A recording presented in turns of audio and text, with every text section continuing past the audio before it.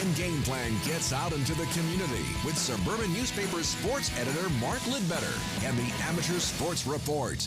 Joey Alfieri in for Matthew Ross on the Weekend Game Plan. What's going on, Mark? Hey, Joey, how you doing? I'm doing better now that I've spoken to you. Well, That's nice, isn't it? Yeah, it is. And my take on the Super Bowl? Yes. Like they say about Kansas City, there's no plays like Mahomes. There's no plays like Mahomes. Yeah, I just said I've got the Chiefs by 8. Travis Kelce's going to become the first tight end to win Super Bowl MVP, and I think their corner L'Jarius Sneed is going to have a pick six for an interception for a touchdown. That's my bold prediction. So you and I are on the same page. There we go. But we got some hockey notes to talk about here. All right, yeah. So where do you want to start? You want to start with the national championship being canceled? Yeah, this came in yesterday, unfortunately, and due to the COVID-19 pandemic, the decision's been made to cancel all spring 2021 national championships. That includes the SO Cup, the TELUS Cup, Centennial Cup, and Allen Cup. But for Hockey Quebec, that means now there's no pressure to come up with a representative team from the Quebec Midget AAA League, the Quebec Junior AAA League, and the top Midget Elite Girls team. And Hockey Canada will work with the stakeholders to host the spring 2022 national championships, and they'll have confirmation of the host communities for 2022 in the coming months. But for the kids now, it's been a real disappointing year.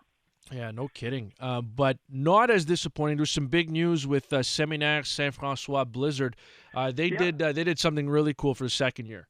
Yeah, and Hockey Quebec was proud to honor Séminaire Saint-François, the Blizzard players, with the L'Étoile, the Trio Hockey Player of the Month for January.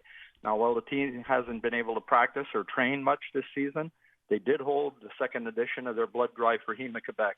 And among the donors were 10 of the players who stepped up and 2 members of the organization. So there was no 5 minutes for drawing blood on that one from the ref, just appreciation from Hema Quebec, and good on them for doing it. Yeah, so there's also some Quebec-born players that have played some international competitions here recently. Yeah, the preparation has to keep on, and Hockey Canada recently held a pair of high-performance camps for the national women's team and the national para-hockey team to prepare for upcoming international competitions. Quebec players took part in both camps, and at the National Training Center in Calgary, coaches got the first look at the players who will be in the 2021 IIHF World Women's Championships, which is going to be in Halifax and Truro, Nova Scotia. And representing Quebec were goalie Anne Renée Desbiens, Beaconsfield Lauriane Rougeau, who is a veteran of the Defense Corps, and forwards Anne-Sophie Bettis and Melody Daou and Marie-Philippe Poulin. Now, defenseman Elizabeth Giguère was invited, but she couldn't attend. And the para-national team had an 11-day camp in Calgary to start preparations for the 2022 Paralympic Winter Games in Beijing.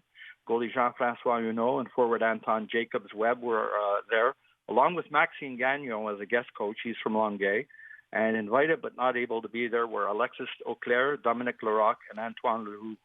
So Hockey Quebec well represented at those camps. No kidding. And I realize that you want to talk some golf here, which it hurts a little bit just because we had about 150,000 centimeters of snow this week. But what's up with Golf Canada?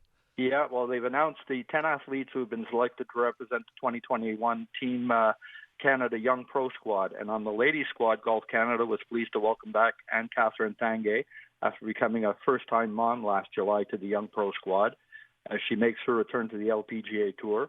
And among the 6 members of the men's team are a pair of Quebec talents with Joey Savoie and Hugo Bernard selected to represent the country.